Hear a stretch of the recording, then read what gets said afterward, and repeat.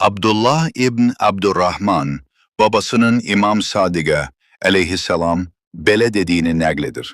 Sənə fəda olum, hansı üstündür, həc yoxsa sədəqə?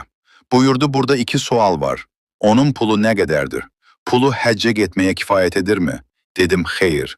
Buyurdu, əgər həccə getmək üçün kifayət qədər maliyyə varsa, həccə getmək daha fəzilətlidir.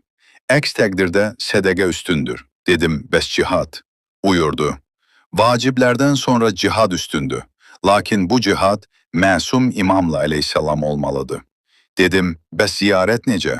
Buyurdu, Peyğəmbərin sallallahu, Vəsilərin, Həmzənin və İraqda İmam Hüseynin ziyarəti fəzilətlərə malikdir. Dedim, İmam Hüseyni ziyarət edənin mükafatı nədir? İmam sallallahu buyurdu, rəhmətə qərq olar, razılıq qazanar, pisliklərdən qorunar, ruzisi çoxalar, mələklər onu müşayiət edər, nurdan bir libas geyinər və mələklər onu bununla tanıyar. Hər qoruyucu mələyin yanından keçdikdə onun üçün dua edərlər. İbn Kavlaveyh Kumi, Kamiluz Ziyarat, 108. bab, hədis 13, 841.